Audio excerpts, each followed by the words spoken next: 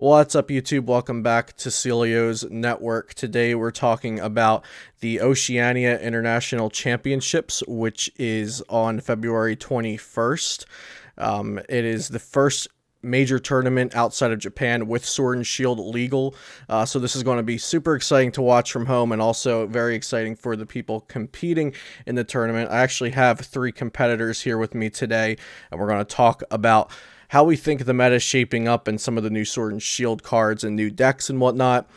So first with me here, we've got Stephane Ivanoff. You may know him from winning the NAIC from last year. Stephane, would you like to introduce yourself? Yeah, hi everyone. I'm Stephane from France, here live from my hotel room in Melbourne. I'm a double international champion, recently a regional champion now, and yeah, I'm not on any team, but I'm a writer for Poke Beach and also occasionally for the official website, so check that out. Awesome. And next to him in the same room is Henry Brand, a very powerful camera right there. We got Henry, the current world champion in the Masters division. Henry, how's it going? Why don't you introduce yourself? Yeah, really good, thanks. I'm from Australia. I'm from right in Melbourne, actually. I won the World Championships last year, top 8 at Oceania Internationals, then won a regionals, bunch of other Oceania things. Not that anyone really thinks too much. Yeah, and I'm sponsored by no one but myself. Awesome. Great. And Hunter Butler over here, he's also on East Coast time with me right now. He just won Dallas Regionals, so we got a couple champions of different kinds here in the video. Hunter, how's it going, man? I'm doing well. My name is Hunter Butler. I've been playing for 13 years. I got top 8 at NAIC last year and then regional champion this year. I write for Cutter Tap, and my testing group is Luke and also Team Cutter Tap. So all the boys in here. Awesome. Okay, yeah, so I have been testing a fair amount for this tournament or this meta, even though I'm not competing, obviously for my content and helping my friends and whatnot. So first I want to start with the Aichi Champions League that happened in Japan and at the end of December, right around Christmas. That was the first major tournament we saw with Sword and Shield cards legal, although it was in Japan, which they usually have different sets legal and different metas and whatnot. But their top 8 had 4 decks in it. It's Zacian Lucametal, Zacian ADP, Pika, and Malamar Mewtwo. We'll start with Stephane. Do you think those 4 decks are an accurate representation of like what's at the top of this meta? Yes and no. So basically, overall, yeah, these are all very good decks, and we can expect to see them. That said, I've studied the Japanese metagame quite a bit recently, and like that was back in December, and since then there have been some updates. So the big new thing was the meal decks that started popping up at the beginning of January. Mm-hmm. So, Cinchino meal, that kind of stuff, which uses Belalba to just discard all the opponent's deck. And we also saw Blacephalon decks that like they existed at the time, but in January, same thing, they started getting more results at City Leagues. And yeah, because they can deal with the big tech team and V decks of the format. So these are 2 decks that were not that popular in Japan at the time, but that have since become more frequent. And I expect that we will see them as well in our formats outside of Japan. Cool. Yeah. So that was a very basic and early form, and we kind of don't get those early forms a lot outside of Japan because we already have we've saw what's good already, and now we're developing. Henry or Hunter, do you have anything else to add about that? Well, for me, I think what's interesting as well is that we've noticed that Pokemon Catcher got a reprint, and I think a lot of people are talking about that. And obviously, personally, and I think Stephane, we're not exactly fond of coin flips, so I don't think many people are, but with the Japanese list, you notice they played a lot, and it's interesting not only because they're good cards when they flip heads, but also what's interesting to kind of think about is that Japan has quite a big gambling thing almost as part of their culture. Like they really embrace getting lucky, and that's why I think, at least in my opinion, I think that a lot of their lists can sometimes be a little bit less consistent, a little bit more high rolling, and especially with these kind of coin flip cards. So I think it's not a full indication of how good they really are. Okay, yeah, that sounds pretty accurate judging by their lists. Hunter, anything else? You have to get Oh, lucky sorry. anyway because the best of one format thing. Yeah. Yeah, like the stages or whatever it goes through, right? Like you have to beat 3 people in a row, and then you move on to the next stage, and then you got to beat 4 people in a It doesn't row. happen anymore. Just 10 rounds and then top 16 or something. Oh, You still have to go like 9-1 to go. Yeah. But there's not this qualification thing where you have to go to beat 3 people in a row that doesn't exist anymore. Oh, okay. Damn, I didn't know that. Yeah, see, shows you how much I know about Japan. I've never been there. That's how I thought it was. To find accurate and information, I know.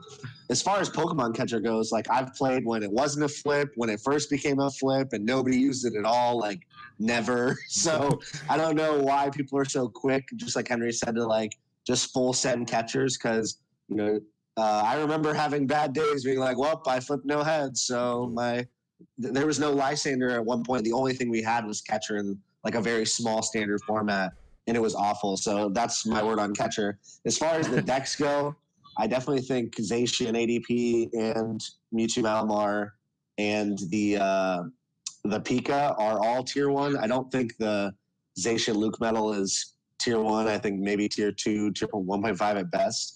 I think that was just kind of like they were saying, like early success before everybody really started figuring out other decks, because I don't think it kind of stands up to the other decks in tier 1, in my opinion. Yeah. Cool. My next question is, how do you approach testing and selecting a deck for an IC? Is it any different than preparing for a large regional? Hunter, we'll start with you.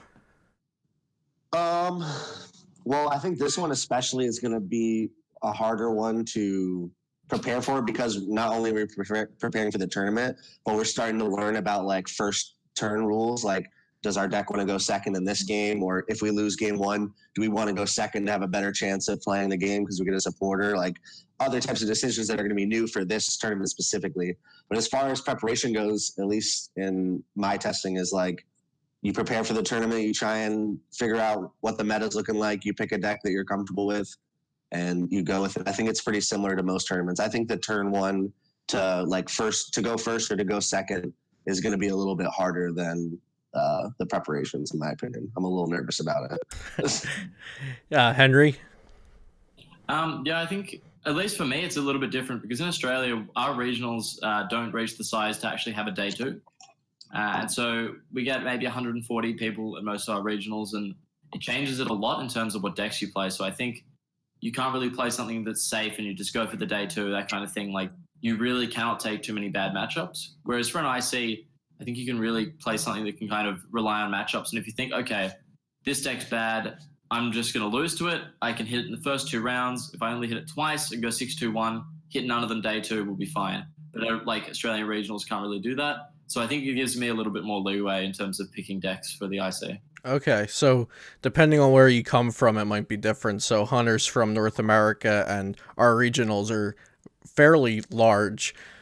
So you can kind of pick a deck that's matchup based even at our regionals. Stephane, how about for you? Yeah, I think here the main difference, like Europe is closer to North America in terms of size of regionals. So I cannot really relate to what Henry says. But I think the big difference here for the IC is that we just take more time to prepare, right? It's a new format, the new cards, new first turn rule. And so it's just, basically all the testing we've done since Sword and Shield was announced has been for this. So it's just, we take more time. I took more time for this event than for any regionals this year or last year or whatever.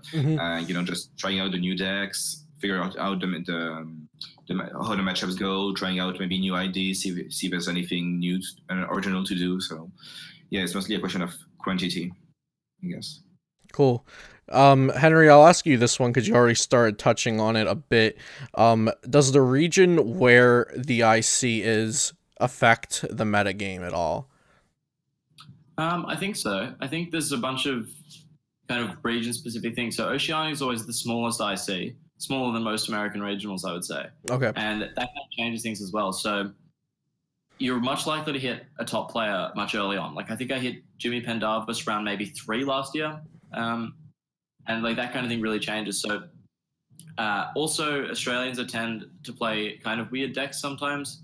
And also you notice they always have one deck that a lot of us play. So the IC last year, there was just Malamar like everywhere. Mm-hmm. It was just ridiculous. Like everyone played Malamar. And there is going to be a deck like that this year. I don't know which one it'll be, but I can easily see that happening where everyone just kind of sticks to the same, I guess, thing. It could be Malamar again. You never know. Yeah. But I think that's important to keep in mind. Cool. Stephane, anything to add on to that? Yeah, not much. Like as Harry said, there's less people, so the density of good players is higher, right? You have a better chances to hit good players, and that means that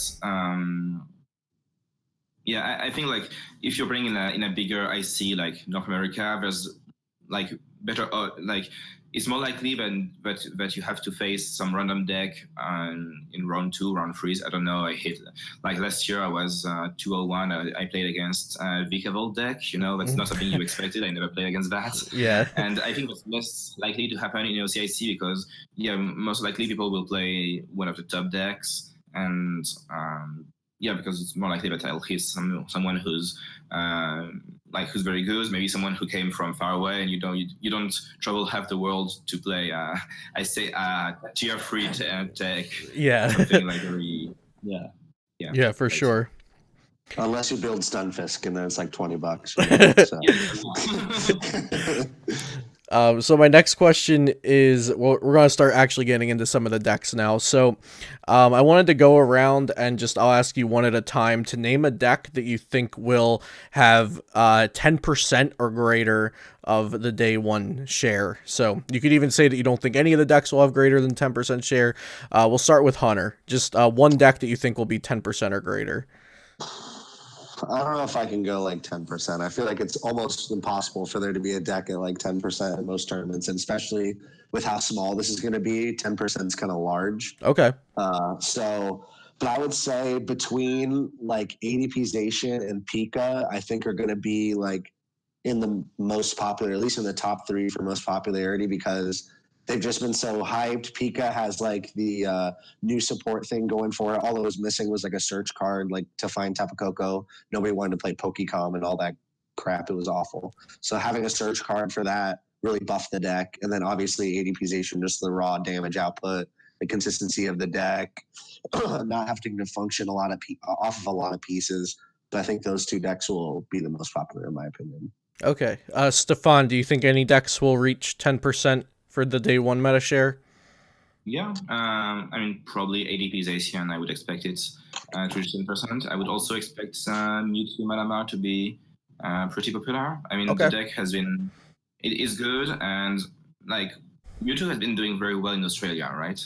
I mean, Henry will confirm, I think. Yeah. But, I think we've seen like most of the top Australian players have been playing Mewtwo almost the whole season. So I'm assuming that some people will like even average players might just pick up the deck and see, oh, they keep winning with this, I should play it as well. And this is like the new hard version of Mewtwo. Mm-hmm. So I think I would expect it to be pretty popular, I think. Cool. Henry, any decks that were not mentioned that you think could be 10%? I don't know. I can see potentially. I don't think I would agree with like people playing this, but I think Zacian Melmetal I could see, because people really like kind of tanky decks, just as a general thing. Like maybe a more casual player really enjoy that kind of play style. I could see that.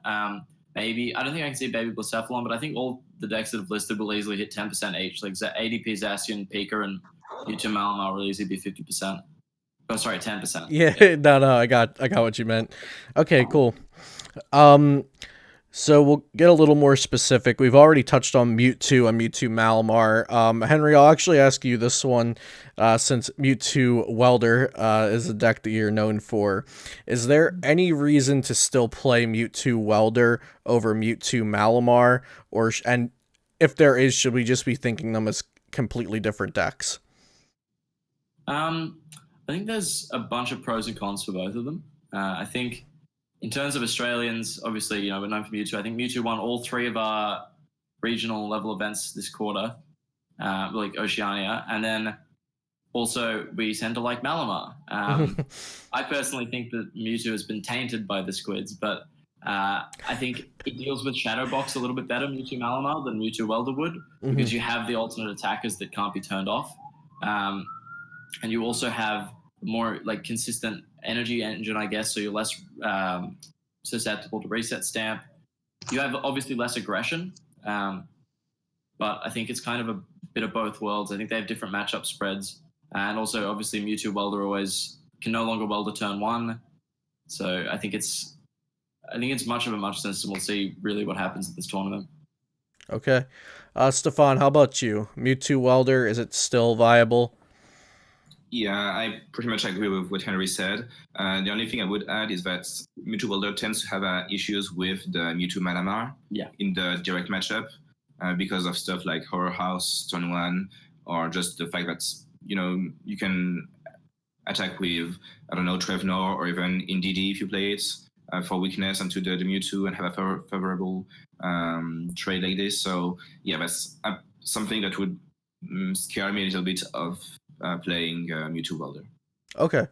Hunter, any other thoughts on Mewtwo Welder? Personally, I've never been a fan of Mewtwo Welder just because, like, I in testing, it's always just been, I did Dene, I never draw anything. I'm just not the right person to, like, have words on Mewtwo Welder. I do like Mewtwo Malamar, but I've never been a fan of Mewtwo Welder. I think it's a little too high rolling, and I agree with them with you can't Welder on turn 1, and then if your opponent on the second game opts for you to go first, like your setup is less. It's a little more susceptible to whatever your opponent's going to be doing. Okay, then we'll go into the next. Oh, go ahead, Henry. Just one thing I will quickly say as well. The format's sped up as well. And so previously you could get over the inconsistencies of Welder by just using Turbo Strike or Tag Purge and things like that. But the format's now way too fast, and that you'd have to rely on drawing Welder every turn. So I think it's become a bit more high rolling now, especially. Yeah, I can feel that. So before, if you missed it turn 1, then you could just maybe pick up with it turn 2, but now you always miss it turn 1 because you can't play it. So yeah, that's definitely scary. Hunter, so still on Malamar, but we'll change it up a bit. Is there a reason to play Spell Tag Malamar or Classic Psychic Malamar over the new Mewtwo Malamar?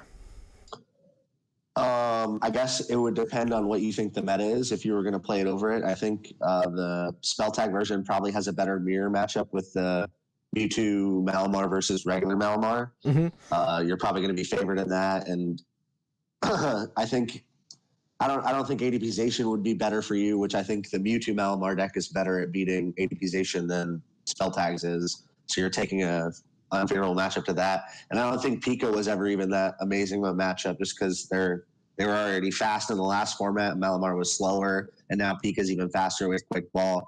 So I don't know. I think I would prefer Mewtwo Malamar just all around matchups, package, deck, all that stuff. But I could definitely see people playing Spell Tag Malamar. Henry, do you think Spell Tag Malamar will see play, and do you think it's worth playing?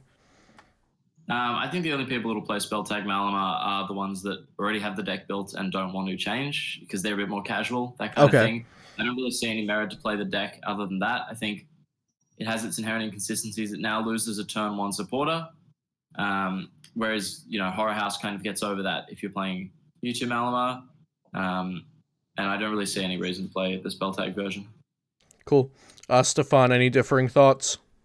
Not really, I agree. One thing I will add is that also one more reason to play Mewtwo Malamar is that Horror House into Poltergeist gets better now, because since the person going first cannot play a supporter, then if you Horror House, they cannot play supporters for 2 turns, and it also means that the supporters get stuck in their hands, so that's dead cards that they are dead trainers, so that means that when you Poltergeist, that's more cards that are likely to be stuck in their hands. So that's one more reason to actually prefer the Mewtwo Malamar compared to the Malamar without Mewtwo. Yeah, the Horror House into Poltergeist is pretty dirty. Stephane, we'll start you on this next question. So is the Cinccino mill deck actually like top tier, or is it all hype? I think it's good. I think it's good. I think it's looking at the results from Japan. I think Mill was actually a pretty good deck. So we don't have all the results from the city leagues, which are like the medium-sized Japanese tournaments. But from what the results we do have, Mill was the fourth most popular archetype behind ADP's Asian, Picorum, and Mewtwo Malamar in January. But it was like if you only count the number of wins and not just the number of top 8, whatever, and number of wins, Mill was the second most successful deck after ADP's Asian. And to me, what that means is that it might not be as played as some other decks because it's a different style of deck, but when like the people who do play it know how to play it well, and they tend to win it. So maybe part of this is that people didn't expect it that much. It's possible. But the deck keeps doing pretty well, even weeks after it was first discovered. So it wasn't just hype and surprise effect, right? There's something behind that, and I think there's a lot of decks that would otherwise be very good, but that just don't beat Mill. Like Blacephalon, for example, or Obstagoon, maybe. These decks can do well against, for example, ADP's Asian and Picorum, but they just lose to Mill. And so Mill is really, I think, a part of the format. It's not just hype. I don't think it's like the best deck. It's definitely not unbeatable or anything, but it is good. Okay, cool. Henry, anything different on Mill? Not really. I think a lot of decks need to directly counter it. This is kind of thing as well. ADP's Asian has a much better matchup if it plays Pokemon Catcher and flips heads. Obviously, that's requirements, but that is something to keep in mind. It does, like, Mill does beat things that don't tech for it. Obviously, I feel like Mewtwo Malamar can just play Stinger and Baby Blacephalon and beat it. I think they can also just beat it by potentially bricking them with Marnie plus Night Watch. I'd be scared playing Mill personally going into the tournament, but I would also tech for it. Okay. Hunter, so first of all, do you have any differing opinions on Mill? No, I expect it, and I'm going to tech for it for sure. It's a solid deck.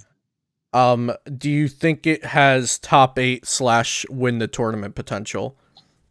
Me? I don't think so. I think the people who are going to be in day 2 are going to be the ones who were able to beat it in day 1. So they're going to have techs and be prepared for it, or at least have a plan. Like if your deck isn't favored, at least I can do this, this, and this, and hopefully win the game. At least have a plan for it. I expect maybe it could top 8. I don't think it'll win, in my opinion. So you think it's too prepared to take the tournament by storm at this point? At this point, yeah, because I think like they were saying, a lot of people didn't know about the deck, and then the Japan results leaked out or whatever, and people started recognizing it. And then some stream tournaments had people playing it, and people were publicizing the deck. So it was kind of just the new thing on the block. So everyone's like, oh my God, this new thing. This is the best thing ever, blah, blah, blah, blah, But it's definitely, like they said, it's definitely counterable. I think it's a very solid deck. I would tech for it, but I don't think it has the potential to win, in my opinion. Henry or Stephane, do either of you disagree with that? No. Okay. No. My next question, are any of the VMAX Pokemon viable for this tournament? We'll start with Hunter. So just a refresher, the VMAXs in Sword and Shield are Snorlax, Stonejourner, and I Lapras and Morpeko. There we go. So I already can't remember them, so that might not be a good sign for the VMAXs. Yeah, they're easily forgotten. I haven't done anything with Morpeko or Stonejourner, so I'm not going to speak on any of those. But I have tried Lapras. I've tried the Lapras Electro GX deck with a bunch of Stamp, and I really like that. And then I think Chip Ritchie did it on his YouTube channel. It was super dope. I like that deck. I think Snorlax has potential. One of our testing group members, Adler Pierce, has a checkmate deck with it that he's been trying, and it's super dope. But I don't think I would be playing either of them. I really like the tier 1 decks at the moment. This is the first tournament where I'm I don't really find anything else as good as the top 3 or 4. They're just so far apart. From I agree. The top few are very solid. Henry, any of the VMAXs viable? I don't think right for this tournament yet. I could maybe see them being meta dependent later on, but I don't think for this tournament. Stephane? Snorlax is good in expanded, but this is standard, so I wouldn't expect. So I think that Morpeko actually has potential. So again, gonna talk about Japan for a minute. Yeah. In Japan, Morpeko has been played with Pokédoll. You put Morpeko, you use this attack, and you switch back into Adele, and so on. You repeat. There was like the most popular version of this deck, which was played by Takuya Yoneda at the Champions League. Uses a 2/2 Morpeko line. So you play 2 Morpeko VMAX, and you put memory energy in the deck, so to keep using Morpeko's attack, but with Morpeko VMAX, which is because it has much more HP. Otherwise, you are weak to stuff like Venom Shot, to stuff like just Pokemon Catcher Heads, whereas 300 HP is much harder to knock out. But the deck just doesn't play. It's not only that; it also has like 4 typical V, which is your main attacker in many matchups, and a heavy Sentinel line. So it's not very intuitive deck building. I just think but it has been done pretty well in Japan. And the deck didn't have much hype outside of Japan, and I'm not sure if people are just keeping it hidden, or if it just they have tested it and they don't think it's very good. The deck definitely can have some issues with popular decks in the format, like, I don't know, Meal, as always. But also, Meal just beats a lot of stuff that doesn't specifically prepare for it. On the other hand, a deck that hides behind Pokédoll will also, like Morpeko, will also do very well against, I don't know, Blacephalon and stuff like this. Blacephalon will usually only plays like 1 or 2 Great Catcher. Maybe they have Fion, but they don't. They cannot really go target the Morpeko VMAX on the bench. So that deck could maybe surprise people. I definitely don't think it's like terrible. It's definitely like has some potential. The one thing I've heard a lot from either testing groups or just friends talking with is that their argument's always, well, you can just like double custom catcher the Morpeko or flip heads on catcher, and like their strategy's over. And it's not too far from the truth. Like catchering it up, maybe catcher stamp so they can't charge up another Morpeko is definitely pretty brutal. Does anyone else have anything to add about the VMAX Pokemon before we move on? No. Okay. Stephane, you've been mentioning the Baby Blacephalon deck quite a bit.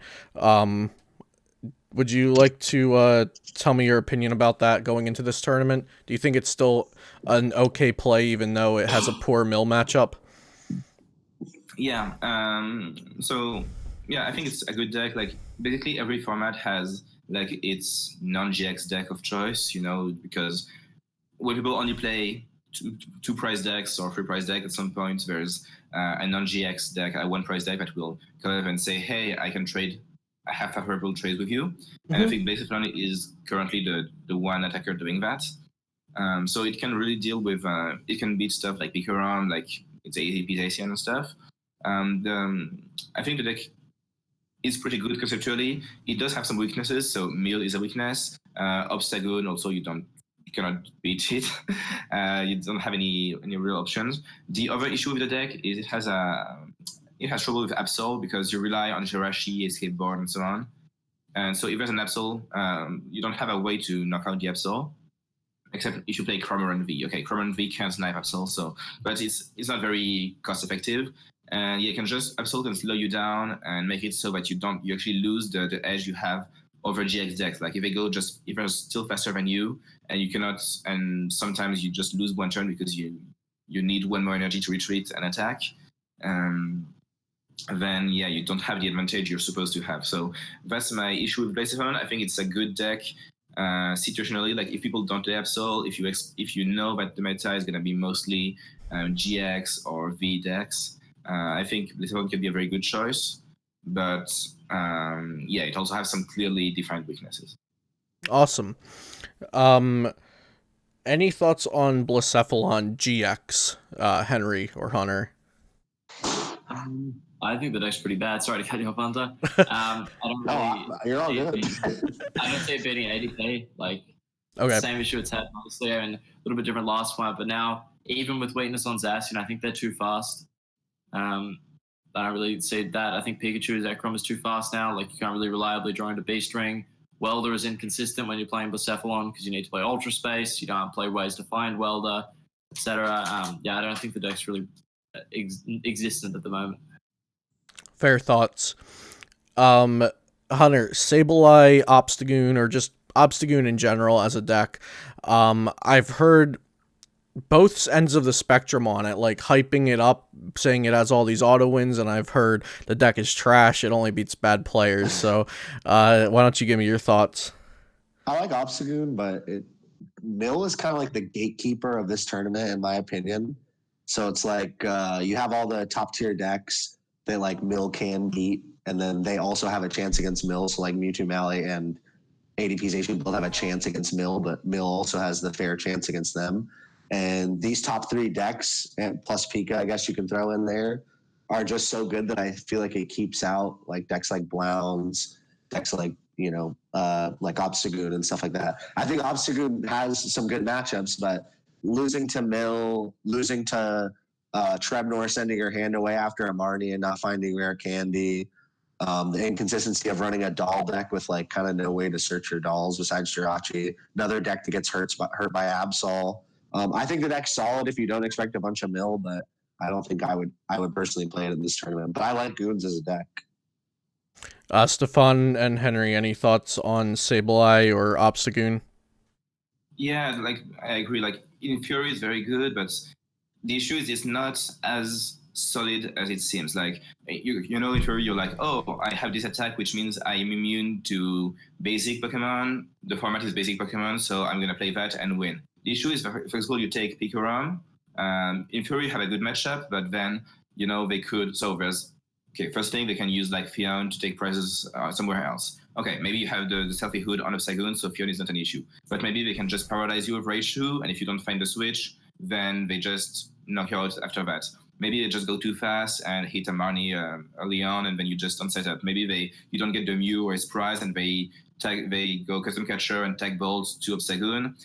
Maybe they actually take an Electros, even though it's harder to do now because you don't have communication. But if they do, you lose. So that's a lot of little stuff that maybe like all alone is not relevant, but together there's a lot of ways for a pickup player, especially a good pickup player, to just beat Obstagoon. And I think that's like the issue is that, yeah, in theory you're like, oh, I play Obstagoon, and then the player. Like the other player just coops and it's like, oh, I cannot beat that. And maybe that works against bad players, but good players will find ways to actually they can still win that matchup. So it's not that great. It's not bad, but it's not that great. Yeah, I've seen a lot of oversimplified like talk about Obstagoon in the online community. Like people just saying, oh, you get your turn 2 candy Obstagoon and it's game over. But like you get that every time, that doesn't happen. That's fairy tales magic right there. Yeah, but like Stephane said, a good player is going to try to find their way out of it. They don't just scoop up their cards. You have the Raichu, and even decks playing Aurora Energy and Dedenne. You can always use Dedenne GX attack to paralyze and stamp and try to stall for a turn. Like there's strategies and different situations you can try to get around things like that. So I don't think Obstagoon is as a shored up plan as people are trying to call it, but I don't think it's a garbage deck by any means. Are there any trends you see happening in the meta, or potential trends that could happen, like all single prize decks, all multiple prize decks, everybody playing the same techs? Henry? I can see a whole lot of Absol, a lot of Fion, that kind of thing. I think those are the main techs that you'd be looking for. Mm-hmm. Hunter? Like the conversation we had earlier with like the Pokemon catcher versus custom catcher, and like then in combination if you have great catchers, so like different catcher counts in different decks. Absol, I agree with too. Fion. Some decks playing Stealthy Hood to get around Fion.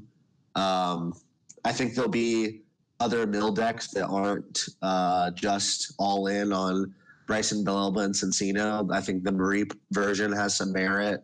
I think other versions that haven't been tested have some merit. So I think mill will see more than one like kind of sunlight with the one deck. And also I think in the last couple of weeks, in the beginning, like a month and a half ago, Pika was like really huge, was on everyone's radar, and then like the Pika talk has kind of died down a little bit about people deciding to play it or people writing articles about it and such. So maybe there'll be more than there is online at the moment. Yeah, I saw that happen with Pika and Zacian Luke Metal, because Pika won the Champions League in December and Luke Metal got second. And then since then, we've seen players kind of proving it. Well, actually, Mewtwo Malamar is really good, and actually ADP Zacian seems like the better Zacian variant. So I've seen those kind of flop. Stephane, any trends you think could happen? Yeah, it's hard to predict because trends happen when it's easier to predict when you already have results to base off, right? Like when after OCIC happens, we can predict more, like, I don't know, if Mewtwo does well, you can expect more Mimikyu index. If it doesn't do well, then there will be less of them and stuff. Right now, it's hard to tell. I agree with the. I think that Pika might be making a comeback.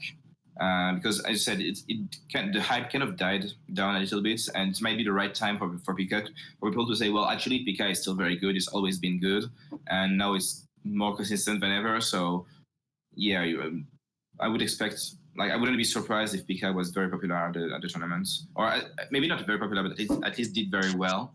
If people can figure out some of the trickier matchups, I guess. And there's some really dedicated Pika players going to this tournament. like Jenkins and Bakari. Literally, Bakari's like 50 tournaments with Pika on. So, like, that's who I was thinking of. Some good players playing Pika on. Something else, and then he wins originals with it. Exactly, right? Like. Okay, are there any decks that we didn't touch on that you wanted to talk about before we wrap things up and go to the last couple questions? Floor's open. I think so. Okay. If you think of one. Okay, there we go.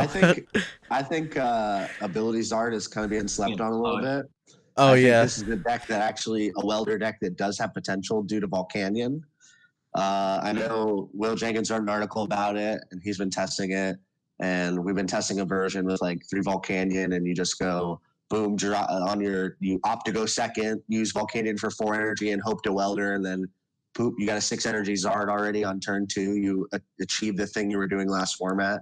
It's a lot harder, a lot more combo based, but another card that Reshizar was missing was like an optimal ball card, because we had Pokecom, which was trash. So now we can get bull picks much easier and Dedenne much easier. So having Cherish Ball and Quick Ball is really nice. I think Low Punny's still good. There's a crap ton of GXs being benched right now. Like a metric amount. So I think it has potential. I don't think and Ninetales is super good right now, by the way. Like, you don't have to flip on catchers, you can just discard 2 fires and pick what you want. So that's pretty nice. That no other deck has at the moment. So I think that could show up to the tournament. Don't know how well it's gonna do, but I think that's like a deck that a lot of people haven't talked about and pretty much just wrote off because of the turn 1 rule, and it could have potential. And I guess like Frostmoth too, if someone like broke Frostmoth, like it could be good. I don't think it's like extremely consistent, but I wouldn't be surprised if someone came with some type of Frostmoth deck. Yeah, Abilities Art got wrote off for, was it LAIC as well? Is that where Robin did really well with it? What? And what did it do? It won. And everyone's like, Abilities Art worst deck, high roll, can't beat Mewtwo. Yeah. All over the internet's like trash talking. Like there was like just one half of the community was like, Abilities Art's the best deck in the format. And then the other half was like, this deck's trash, I never draw Welder. And it won, you know? So, it didn't do very well after LAIC though. It definitely was a good play for LAIC, but also because maybe people didn't figure out all the decks, people didn't know exactly how to build ADP Caldeal, for example. Ultimately, like other decks like Mewtwo, they had some experimentation going on as well. And I mean, Kizard was just easier to build. And obviously Robin is an excellent player as well, so that helps. Yeah, of course. Yeah. But yeah, it's I feel like Kizard was, people didn't expect it, and it was just very consistent. And obviously, like as you said, Ninetales is great in a format which is kind of starved for good Ghost options. Ninetales is just amazing, but which is still the case right now, right? It can target Pokemon V. Yeah. But yeah, I can see the Kizard doing very well right now. For me, I think Abilities Art it always does well at the first tournament of the format because it's an incredibly linear deck. You can't really change it too much to beat the meta, at least, like not that much. But the big difference between this format and the other ones is that even though Abilities Art gets better with Quick Ball, Absol gets better with Quick Ball. And Absol plus Stamp is a nail in the coffin to that deck. So I think that's a big difference between this blind format and the other ones. Yeah, Absol does hurt the deck. It can play its own Absol to hurt the deck playing Absol, but you can go back and forth with Tex. But that's a fair point. I will say that I do think Ability Zard's good. Like it did well at LAIC, and then it did well at Worlds before that. And like you said, it's Henry. You said it's a good deck in the start of a format because it's linear. Or I'm sorry, maybe Stephane said that. Somebody said it's good because it's linear, and you can't really go wrong with it because it's already has a 56 card or so structure that's not going to change too much. It's one of those decks where if you hit your pieces, you're going to win the game. If you draw well with the deck, you're going to win every game. And it preys off of suboptimally built newer decks as well. Any other archetypes we didn't hit that you wanted to talk about? All right, cool. So I'm just going to go around and ask each of you this. Which one deck would you select if you were going in just to get points? You'll take the lowest amount of points possible. What deck do you play for that, Hunter? So 128, right? That's the lowest? I think so. ADPization. Okay. I think Henry? that's a pretty easy 128. I think either Pikachu Zekrom or Ability Zard, because I feel like the mirror is more in your control than ADP Zacian would be.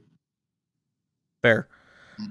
Stephane? I would pick ADP Zacian. I think it's just very good. It's hard to counter. People will expect it, right? They will try to counter it, but it's not easy. Even if you try to build a deck against ADP Zacian, if ADP Zacian draws well, it can beat basically anything in the format. So probably a good deck to pick if you want to secure points.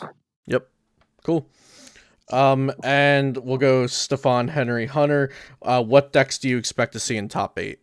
So just prediction. Bold predictions are fine. Just I'm gonna be very classic here. I expect ADP Zacian. I expect Mewtwo of some kind. Probably Malamar, but I wouldn't be by surprise if Mewtwo Welder somehow made it in. I expect probably Pikarom. Honestly, I can see I can see different things happening, right? I could see a world in which there's 4 Pikarom in top 8 because some people figure it out a very consistent way to play it. And as always, there's probably going to be some less expected deck. I don't know. There could be Meal. There could be an Obsagun deck. It's not that unlikely to happen. Cool. Yeah, cool. Yeah, you don't have to get all 8 out of 8, right? Just people like to hear different opinions on it. So, thank you. So, no, all good. Henry, how about you? I think there'll be at least 2 ADP Zacian and 2 Mewtwo Malamar. Cool. Yeah, I'd say that's a pretty safe bet. Hunter. I'll take 2 Pika, 2 ADP Zacian, and then a Welder deck, whether it be Welder Mewtwo or Ability Zard or maybe Baby Bones, one of the 3, a Welder deck. Is Pidgey going to do anything, Hunter? Pidgey is garbage now. The busted Pidge is gone. How do you handlock anyone when Zacian just goes, all right, cool, I'm going to pass and just draw the 3 cards, God? Maybe we'll find out. Maybe we'll find out in a week. Pidgey also has issues with Orguru, right? You have someone that too. Yeah. Garbage card, I'm going to trade it for this other card. And at some point, the other card will be a Professor of Research or a Marnie or a Custom Catcher or whatever, and you will just draw out of it. So Power Plant doesn't stop Zacian. There's just so many things that are wrong with Pidgey right now. Yeah. All right, cool. Well, thank you guys for coming on for this discussion. It was fun. I hope you all do super well at the tournament. Let's just go ahead and do ending shout-outs. We'll go Hunter, Henry, then Stephane. Shout out to my testing group, Cutter Gas. Shout out to Luke for having me on here and helping me test the last 3 weeks now. 2-3 weeks. He's bailed on me twice, but I forgive him. Hopefully I get there safely and say what's up if you see me. Awesome. Henry? Shout out to Joao who could make it to the OCIC on behalf of Stephane and I. What? Yeah. He's not going? No. Couldn't get his visa. Wow. That's crazy. Yep, and that'll do it for me. Yeah, well, shout out to Joao, shout out to Bert Walters also, who is in the same room and has been waiting for us to finish this video to get back to beta testing. Shout out to He just was watching Smash on his phone. And then, yeah, shout out to all the people cheering me on from France, I guess. Awesome. Well, thank you guys. Hope you enjoy your stay in Australia, and Henry, I think, yeah, Henry, enjoy your stay there. And good luck at the tournament, guys. Thanks for coming on. Bye.